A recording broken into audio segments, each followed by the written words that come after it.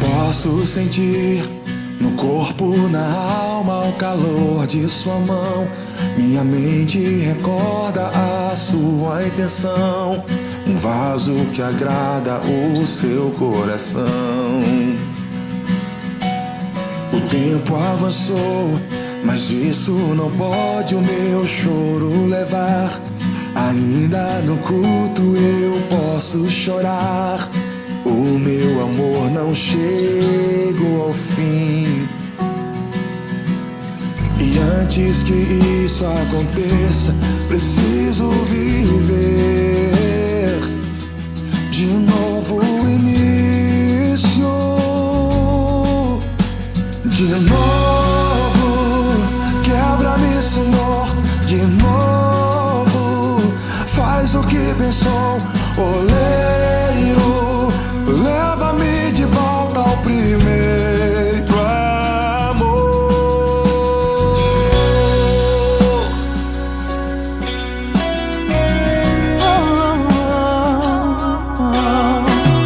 O tempo avançou, mas isso não pode o meu choro levar.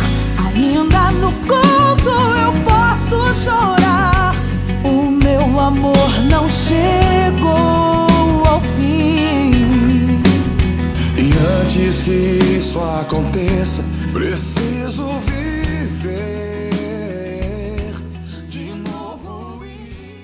Pastor Zé Ricardo, que ora pela sua vida, tá bom? Venha cá, pastor. Vamos. Pastor Zé Ricardo tem sido líder do Ministério da Família também conosco. E ele é responsável por isso tudo aqui. E privilégio poder te receber. E quando eu falei que você viria, ele ficou muito feliz. Então, pastor, olhem. Grandioso Deus, nosso eterno Pai, que privilégio, Senhor, é poder estar na Tua presença. Que privilégio, Senhor, poder ouvir a Tua palavra sendo explicada pelo Teu servo. Por isso, Senhor, use o pastor Roberto como boca de Deus para falar aos nossos corações. E que o Teu Espírito Santo possa estar trabalhando em cada coração. Aqueles que estão aqui presentes, aqueles que estão ao alcance da internet, aqueles que vão assistir logo mais, mas que tenham a oportunidade de entender claramente o plano maravilhoso que Deus tem para as nossas famílias. Por isso, Senhor, fale aos nossos corações, perdoa os nossos pecados. É o que nós te pedimos, em nome de Jesus. Amém. Deus abençoe, pastor. Não desce não, irmão Ricardo, pastor Ricardo, porque eu estava ali sentado e eu sei que o irmão lidera a família e eu sei o quanto isso é delicado, difícil que não é, mas delicado. E Deus pediu para que eu orasse, tocou no meu coração, para que eu orasse pelo irmão e por ti também, Adilson. Então eu vou orar por vocês agora também. Bom Pai, te agradeço pela vida do pastor Ricardo, pela vida do pastor Adilson. Te peço, ó Pai, em nome de Jesus, que tu continues a orientá-los, a ajudá-los, ó Deus, para que eles possam continuar fazendo a tua vontade. Deus Todo-Poderoso, eu te suplico pela família de cada um deles, que tu possas, ó Deus, abençoar as suas esposas, abençoar os seus filhos, abençoar, ó Pai, o ministério que eles estão à frente. É a oração que eu te suplico, em nome de Jesus. Amém. Muito bem, ontem, aliás, antes de começar, eu tenho que tomar algumas providências, pastor, porque eu pensei que eu estivesse lá na minha igreja, lá em Itacuruçá. Aí eu ficava para lá e para cá. Eu passeio, eu gosto de passear. E às vezes também eu costumo descer do púlpito e fazer algumas perguntas para as pessoas que estão na plateia, né? Aí o amigo que trabalha na mídia: pastor, o senhor me deu uma trabalheira danada, porque o senhor passeou muito lá em cima e eu uma dificuldade de acompanhar o senhor. Eu não vou prometer que isso não vai acontecer, porque eu acabo me esquecendo. Então dá teu jeito aí, tá legal? Se vira, tá? Se vira. Muito bem, eu já falei para vocês da alegria de eu estar aqui. Ontem eu esqueci de mencionar o pastor Israel, né? No sentido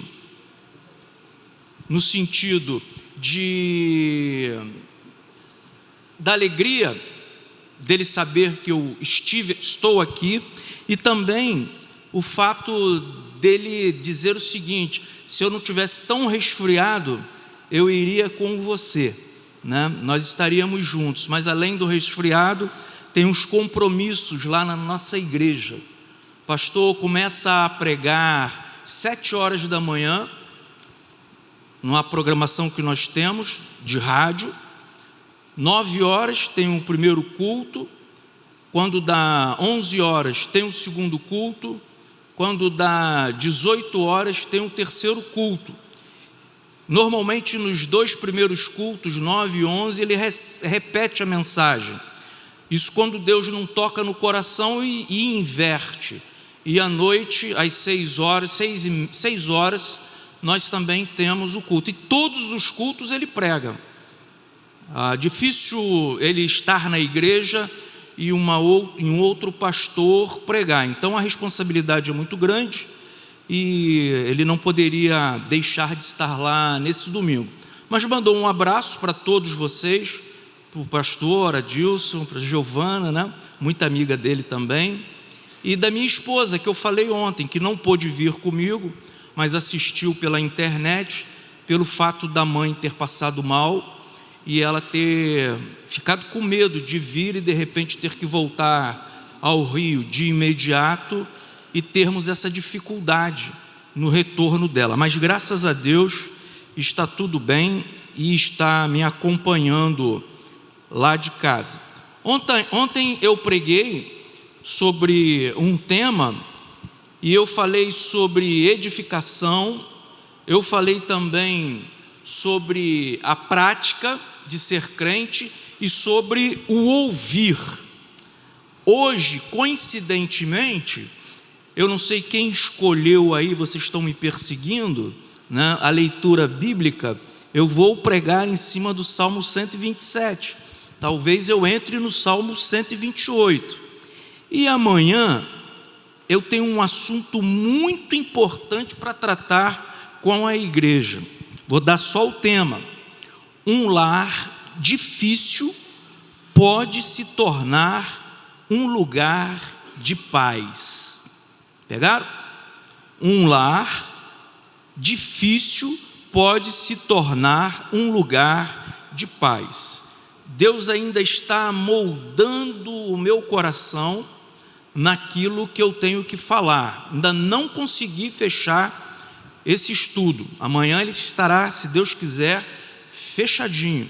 Mas assim, se você quiser ouvir sobre como ter um lar de paz, venha para a gente poder discutir sobre esse assunto. Tá legal? Salmo 127.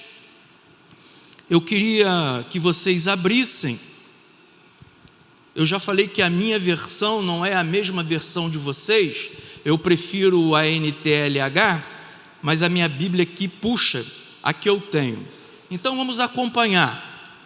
Se o Senhor Deus não edificar a casa, não adianta nada trabalhar para construí-la.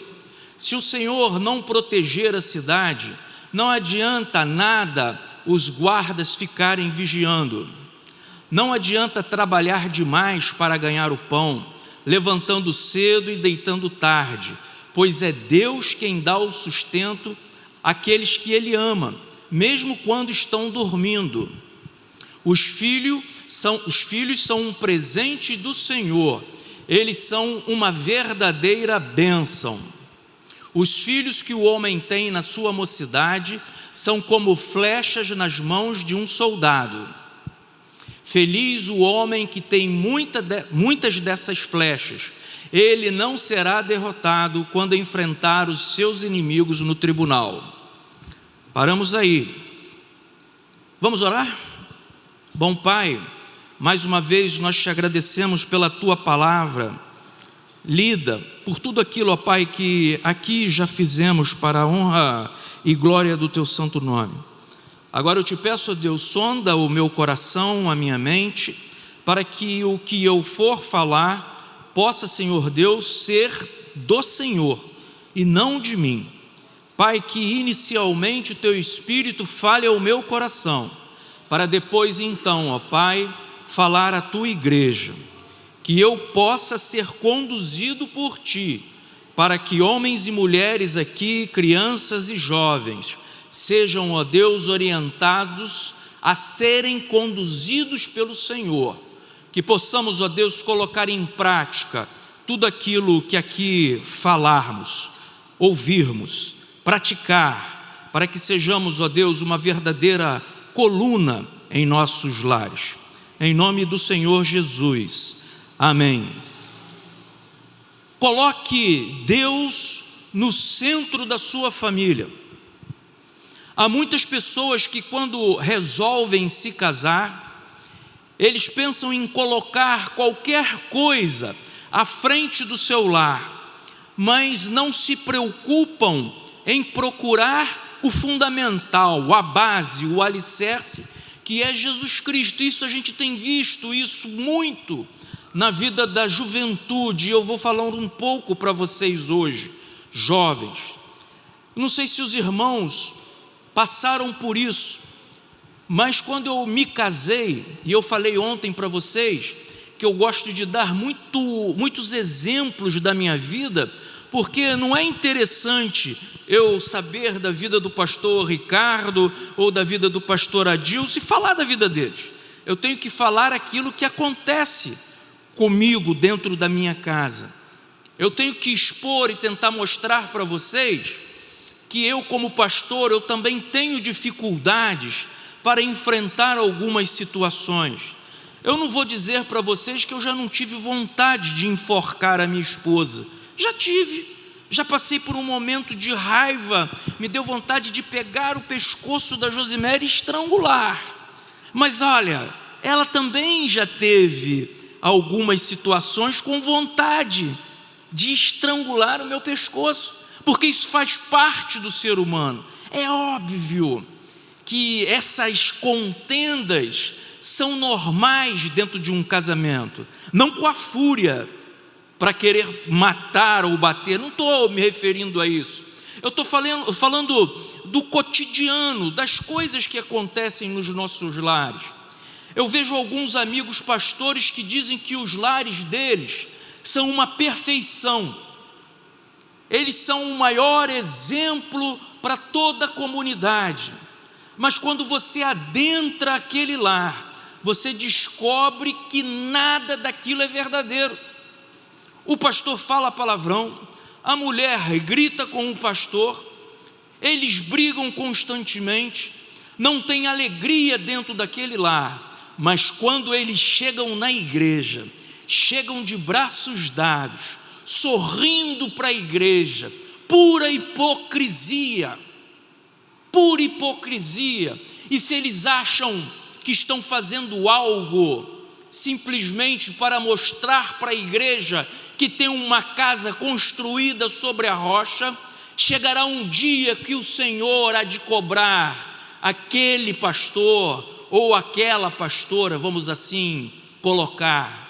Meus irmãos, todos nós temos uma vida difícil, todos nós enfrentamos dificuldades dentro da nossa casa.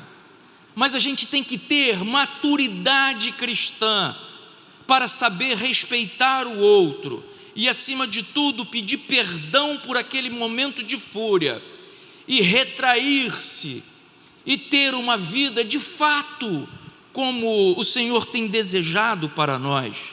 A Bíblia nos fala que no mundo nós teríamos o quê? Aflições. No casamento não é diferente. Nós temos também aflições no casamento.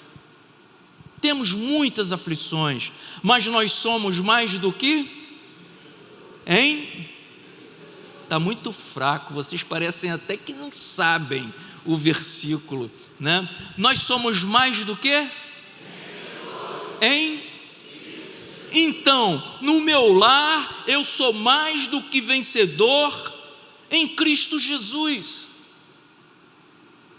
Às vezes eu fico pensando, como é que o Senhor Jesus observa o meu comportamento dentro da minha casa?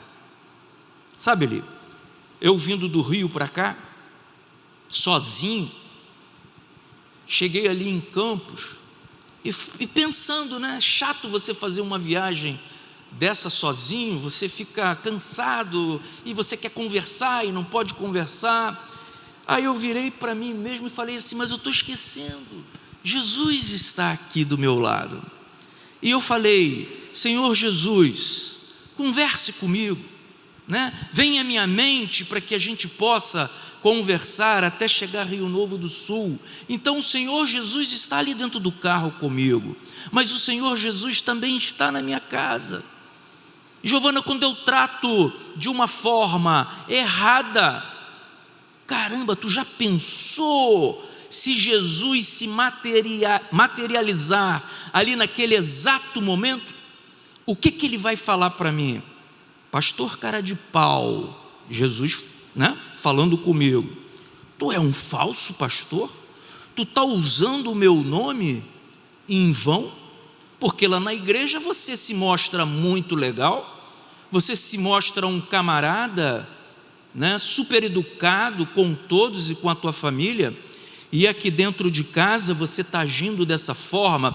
Se eu começar a pensar que Jesus em todo instante está dentro da minha casa, eu tenho como começar a mudar o meu comportamento dentro da minha casa, porque eu não quero ser repreendido por Jesus, eu não quero ser repreendido pelo Espírito Santo, porque eu quero viver uma vida de acordo com o que Ele nos ensinou e nos tem ensinado. Coloque Deus no centro da sua família. Uma casa edificada no Senhor tem que ter a base no Pai. Coloque o Senhor, pois nós estamos comprometidos com Deus. Diga, se for verdade, repita, eu estou comprometido com Deus.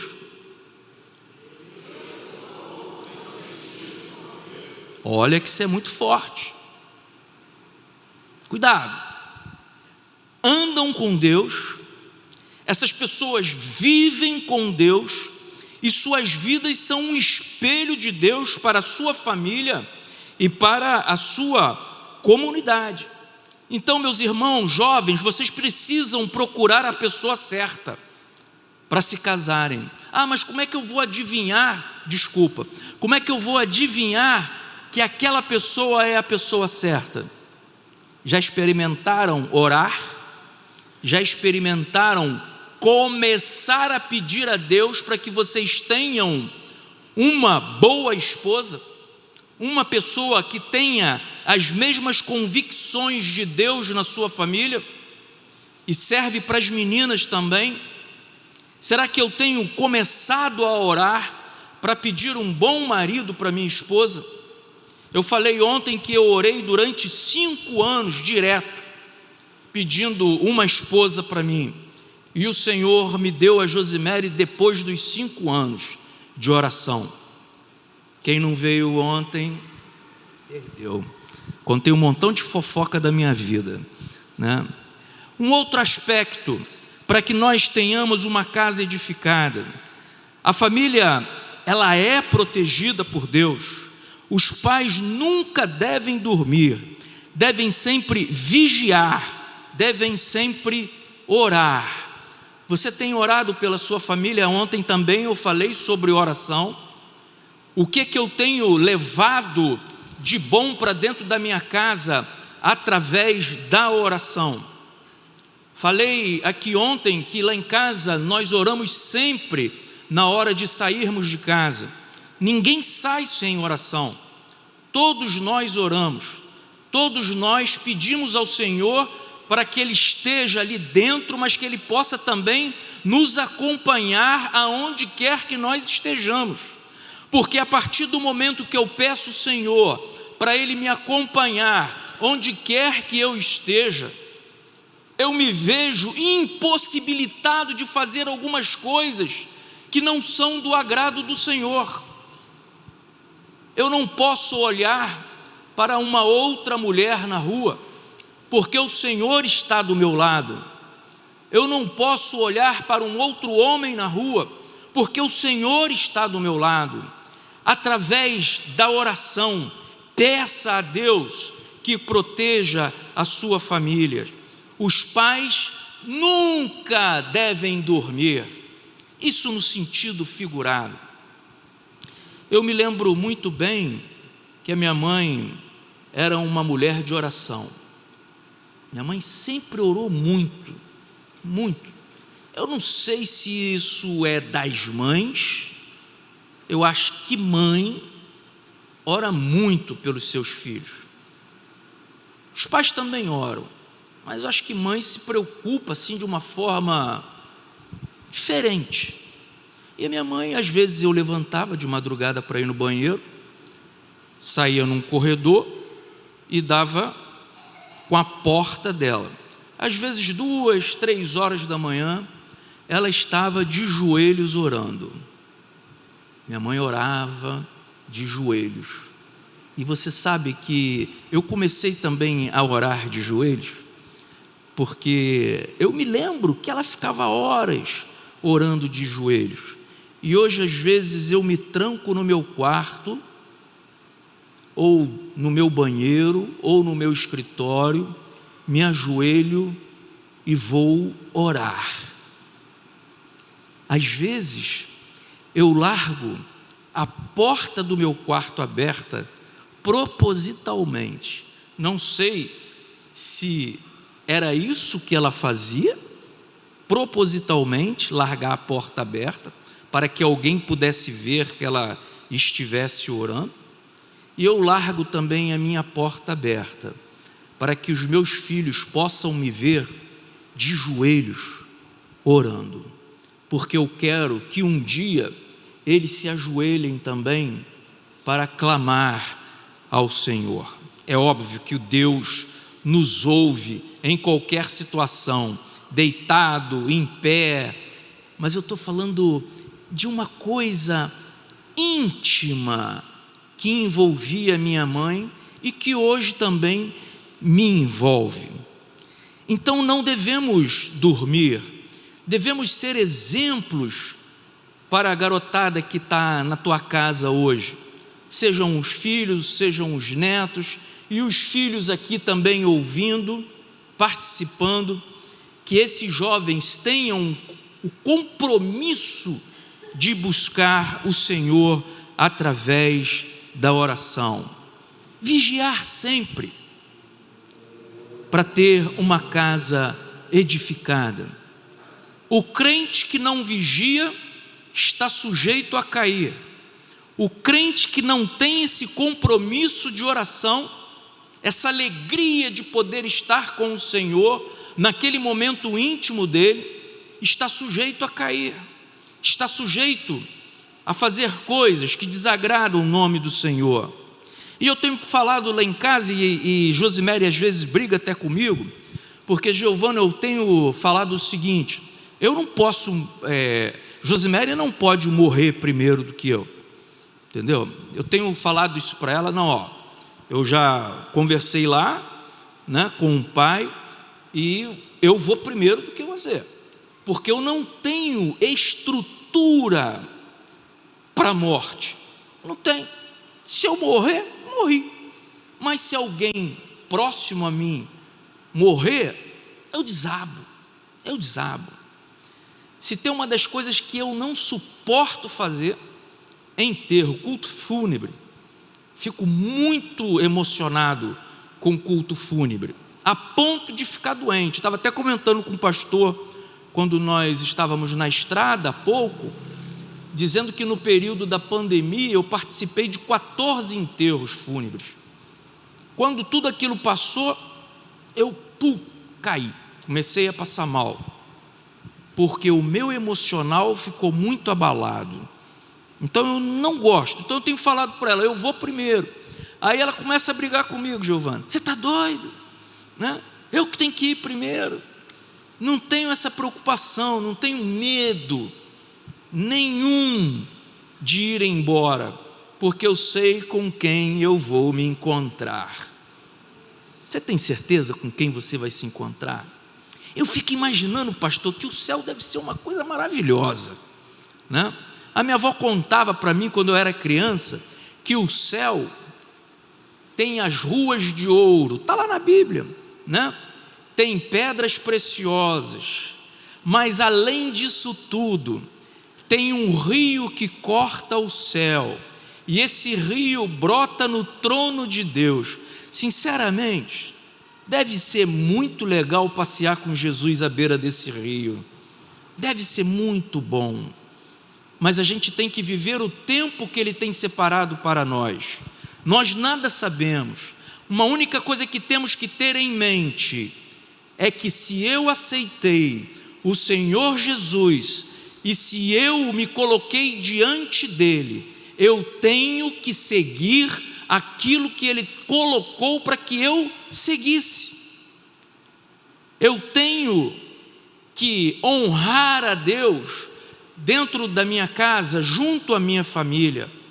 Eu tenho que ter esse compromisso com o Pai e com a minha casa. Os filhos darão bons frutos, filhos seguindo exemplos de seus pais. Os filhos têm obedecido os seus pais? Às vezes a gente critica, né? Porque o meu filho, ele é mal criado. Porque o meu filho não fez isso, a minha filha não fez aquilo. Mas será que eu, como pai, tenho dado exemplo para que os meus filhos possam fazer aquilo de uma outra forma? Eu não posso chamar a atenção da minha filha porque vai causar um transtorno emocional. Você deve ouvir muito isso. Não posso chamar a atenção. Meus irmãos, a minha mãe enfiava a correia na gente. Não estou estimulando ninguém a bater em filhos. Eu estou falando da minha época. Da minha época. Se fizesse alguma besteira, giripoca piava. E não tinha essa de problema psicológico. Problema psicológico era a sandália havaianas. Ela resolvia aquele problema. Mas óbvio, isso foi há quase 60 anos atrás. Eu me lembro das correadas que eu levei até hoje, mas nunca fiquei com raiva da minha mãe. Amo a minha mãe, mesmo ela tendo partido, profundamente. Respeito a memória da minha mãe. Mas hoje, se o pai chama a atenção de um filho, nossa, o mundo desaba. Que negócio é esse? Que autoridade espiritual nós estamos tendo dentro da nossa casa com os nossos filhos? Não precisa bater, basta ter autoridade espiritual dentro da tua casa, ser exemplo. Agora, não se culpe se mesmo você sendo o exemplo e tendo autoridade espiritual, o seu filho resolver tomar um caminho oposto àquilo que você ensinou, porque cada um vai prestar conta da sua vida e não da vida do outro. Eu gosto muito de bacalhau, Giovana. Da próxima vez que eu vier, eu vou cobrar. Gosto muito de bacalhau. Lá em casa não tem esse negócio de comer bacalhau só em Natal, né? Porque tem famílias que só fazem bacalhau no Natal. Lá não, deu vontade de comer bacalhau, a gente vai lá no supermercado, compra um bacalhau, faz, acabou. Mesmo porque a gente não sabe se vai estar vivo, né? Até dezembro chegar. Então a gente come bacalhau. Aí o Eric era bem pequeno, eu virei para ele e falei assim: filho, vamos no mercado comigo para comprar bacalhau? E o Eric sempre gostou muito de sair comigo. A gente está sempre juntos, até hoje. O Breno é mais caseiro. Aí nós entramos no supermercado e tinha 3 tipos de bacalhau. Um bacalhau meia boca, que não prestava, o valor era bem baixinho. Um ali que ficava no intermediário, e um bacalhau mais caro. Eu entendi que aquele bacalhau mais caro fosse o melhor, na minha compreensão. A gente pensa sempre assim, né? O mais caro é o melhor. Aí eu pedi o rapaz lá no açougue para separar aquele bacalhau mais caro para mim. Gosta de bacalhau, pastor? Tem cara que come bacalhau mesmo. Então, o rapaz me deu aquele bacalhau mais caro, a quantidade que eu havia pedido, e nos encaminhamos para o caixa para pagar. Quando nós chegamos no caixa, eu reparei que o preço estava errado. O bacalhau que ele me deu mais caro estava com o valor do mais barato. Aí eu falei para o Eric, devia ter uns 10 anos ou 11, meu filho, olha aqui, o moço me vendeu o bacalhau mais caro com o valor do mais barato. Aí eu cheguei para ele e perguntei: você, o que faria no meu lugar? Aí ele olhou para mim, me lembro disso perfeitamente. Poxa, pai, e o senhor ainda pergunta o que eu vou fazer? Aí eu falei: não, eu quero saber o teu ponto de vista, o que você faria numa situação dessa? Ele falou: a gente tem que ir lá, pai, e mostrar para o rapaz do açougue que ele vendeu um bacalhau caro com um valor menor, para poder atualizar esse valor aqui. Tudo bem, fomos lá, trocamos o bacalhau, voltamos para casa. O que é isso? É ensinar, é ver se o teu filho ou a tua filha estão acompanhando tudo aquilo que você tem passado. Mas, meus irmãos, tem pais muito chatos dentro da igreja, tem pais que expulsam os seus filhos de dentro de casa. Não é nem por falta de exemplo, é porque é excesso de chatice mesmo. Tudo tem que ser milimetricamente, não entendendo a criança, não entendendo o adolescente, parece que nunca foi adolescente. Você vai numa reunião com pais de adolescentes e, porque meu filho não sei o que fez isso, fez aquilo. Eu pergunto, quando você era adolescente, você era um santo? Você não fazia nada que pudesse contrariar uma vez ou outra, né? Ou jovem, tem pais que expulsam os filhos de dentro de casa. A gente tem que ter muita maturidade, porque além da responsabilidade que nós temos com Deus, responsabilidade que nós temos com a nossa família, nós também seremos cobrados por tudo que fizermos. Então sejam exemplos para os seus filhos, ajudem os seus filhos a compreenderem o real sentido de obediência dentro da sua casa. Ser obediente, mulher, ao seu marido. Mulheres, sejam obedientes a eles. Homens, amem as suas esposas. a ponto delas não precisarem falar absolutamente nada. E por último, famílias que andam com Deus são forjadas para a batalha. Uma família, quando anda com o Senhor, ela é preparada para a guerra. E a gente sabe que a maior guerra que nós enfrentamos hoje é a guerra espiritual. A maior guerra que as famílias enfrentam hoje não são as drogas, não são as bebidas, mas é a guerra espiritual. E isso compete à família estar juntos um do outro para combater essas batalhas que surgem de repente dentro da nossa casa. Será que eu tenho forjado, ou seja, armado bem a minha casa para as batalhas espirituais que o mundo tem lançado, e o demônio e o mal sobre as nossas famílias?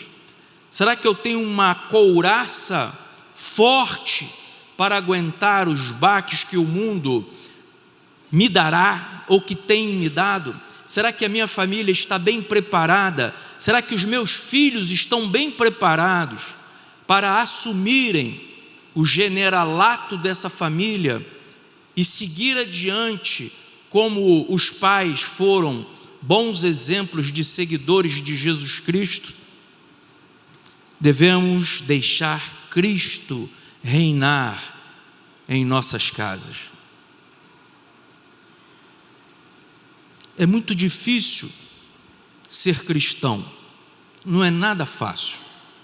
Tem pessoas que dizem o seguinte: é uma maravilha ser crente. De fato é, mas não é fácil ser crente, porque temos muitas batalhas a enfrentar, e se nós não estivermos preparados para nos agarrarmos a Deus, nos agarrarmos à vontade do Pai, a gente sucumbe, a gente cai. Devemos deixar o Senhor Jesus reinar em nossa casa. E agora eu te pergunto: há alguém aqui entre nós que deseja, de uma forma muito espontânea, pedir ao Espírito Santo do Senhor que esteja dentro da sua casa, alimentando a sua família, cuidando da sua família, fazendo com que você seja um exemplo dentro da sua casa? Há alguém aqui que deseja solicitar ao Deus eterno que se fixe dentro da sua casa, e você disposto a procurar ao Senhor de uma forma muito leve, muito espontânea, muito tranquila? Não vou pedir para você se levantar nem levantar a mão. Você vai pensar aí: Senhor, eu desejo a tua presença na minha casa. Eu quero ser um exemplo para a minha família. Eu quero ser um exemplo para a minha comunidade. Eu quero ser um pastor honesto, chegar na igreja de braços dados com a minha esposa, mas verdadeiramente, e não simplesmente para mostrar para os outros que nós temos uma vida abençoada. Eu quero ser uma bênção na vida da minha casa. Você deseja ser uma bênção na vida da sua família? Baixe sua cabeça, vamos orar. Nosso Deus e nosso Pai, Tu sabes, ó Deus, o que se passa no coração das pessoas aqui, desses irmãos e irmãs aqui na Tua casa. Tu sabes, ó Deus, o que eles têm enfrentado, seja com seu cônjuge ou com os seus filhos. eu te peço, ó Deus, em nome de Jesus, que essa palavra, Senhor, não saia vazia daqui nesta noite, que ela possa encontrar um lugar dentro de cada coração aqui, e que teu Espírito Santo ensine a cada um de nós como termos uma família abençoada de acordo com o teu querer, com a tua vontade, com a alegria do teu Santo Espírito. Como, Senhor Deus, eu posso transformar a minha vida e a vida da minha família através do Senhor. Pai, ouça cada irmão, cada irmã, cada jovem, cada criança, cada adolescente, cada irmão que nos assistem através da internet, para que eles de fato, Pai, se comprometam em ter uma vida de lealdade, em primeiro lugar com o Senhor e com as suas famílias. Em nome de Jesus, eu te oro, em nome de Jesus, eu te agradeço. Amém? Que bom.